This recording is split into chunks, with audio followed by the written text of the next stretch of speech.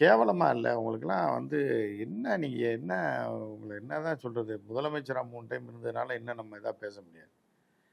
ஏங்க நம்ம எவ்வளோ பெரிய இது ஸ்டேட்டு, எவ்வளோ பெரிய ஆளு. ஜெயலலிதா அம்மையார பார்த்தா தெறிச்சு ஓடுவார் மோடி. அங்க வருவாரு கைய கட்டிட்டு. பழைய வீடியோ எடுத்து பாருங்க. ஜெயலலிதா இங்க வந்தா இப்படின்னு திரும்புனா, இப்படி இருந்த மோடிட்ட போயி, மோடியா, லேடியான்னு கேட்ட அந்த அம்மையார் வந்து கூட இருந்துட்டு, அந்த அம்மா டயர நக்குனதுனாலும் பரவால்ல. இப்ப அது பரவாயில்லன்ற மாரி தோணுது. அந்த உயிரோட இருக்கக்கூடிய காலத்துல டயர் நக்கிகள்னு அப்பல்லாம் அது சொல்லிட்டு பயங்கர இருந்தாங்க. விமர்சனமாச்சு.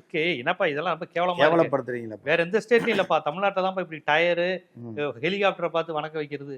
அது வேட்டி வேற காத்துல பறக்குது. அது பறக்குது. எல்லாருமே சொன்னாங்க. ரொம்ப அவமானமா இருக்குன்னு. ஆனா அதெல்லாம் அவங்க பதவிக்காக சரி அது கூட செஞ்சு தொலைஞ்சிட்டீங்கன்னு இப்ப ஏத்துக்கலாம் வருங்காலத்துல.